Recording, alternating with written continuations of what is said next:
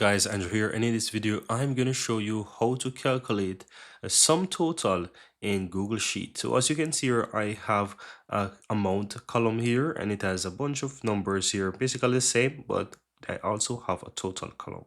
And how do I go ahead and sum total all of this? It's very easy. It's a very easy formula, and I'm going to show you how to use it. So go ahead and click equal, right? So you want to find that column or that cell that you want to enter the value or sum it. So click equal, then type the word sum. That is the function. Then you click an open bracket, right? So once you have the open bracket, guys, you will also start to populate or start to autofill those columns for you, as it's doing for me right here. So you could easily just go ahead and click on tab or easily click on enter, and it's going to subtotal it for you. Or you can just select the cells manually. So I can click on the first cell. Once I put the open bracket, I can click on the first cell. It automatically put that particular one in this function here as well.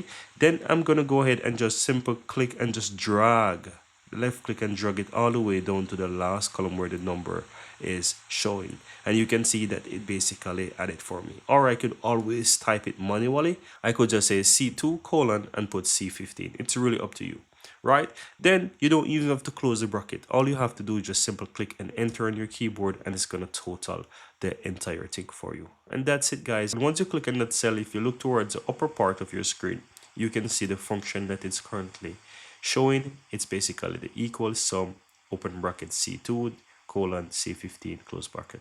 And that's it. At any point in time, guys, you want to do it, this is how you basically sum total your cells in Google Sheets.